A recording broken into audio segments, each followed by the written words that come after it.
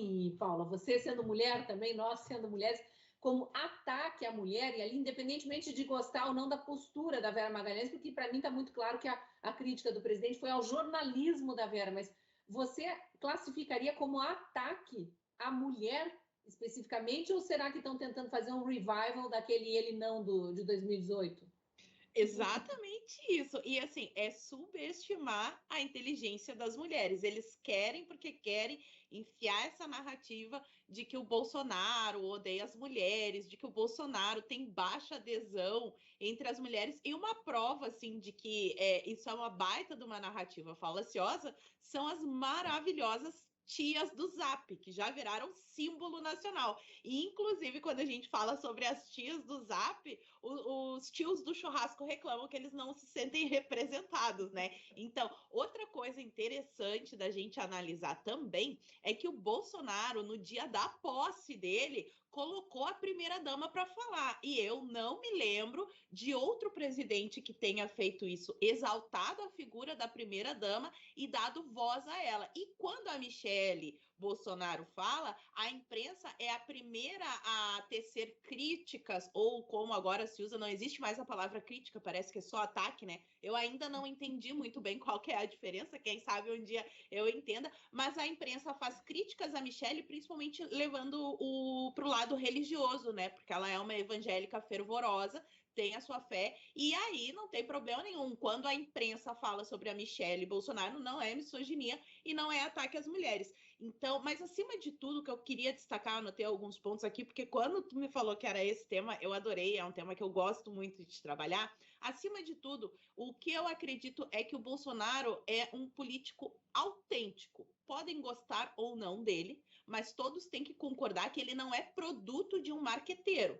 Ele é autêntico, ele fala coisas que são, assim, fora da curva, fora do que os políticos, produtos de marqueteiro, todo maquiadinho, bonitinho, falam, para tentar enganar o público fingindo ser quem ele não é. Então, as pessoas que gostam e as pessoas que não gostam do Bolsonaro é pelo que ele é, não pelo que ele finge ser. Agora, se fala tanto quando vem essa narrativa de ataque às mulheres, de misoginia. As feministas dizem que as mulheres têm que ter direitos iguais, né? Elas têm que ser iguais aos homens.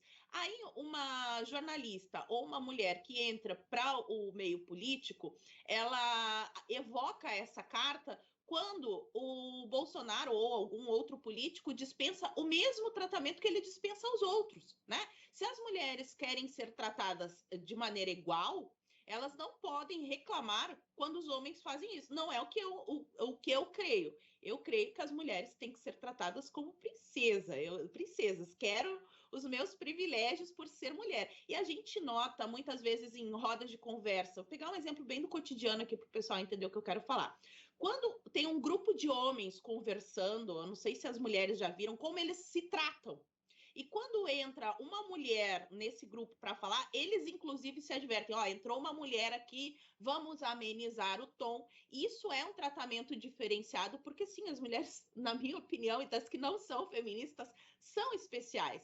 E aí as mulheres que querem, que evocam o direito de ser tratadas iguais, ficam chorandinho quando são tratadas de maneira igual a qualquer outro político. E aí a gente cai nessa história de o problema foi ela ser mulher ou o problema foi a mentira que ela lançou no ar, o comportamento dela. Vou pegar um exemplo meu. Eu tenho um certo deputado aí que fez vários vídeos me chamando de criminosa, bandida, quadrilheira e vagabunda.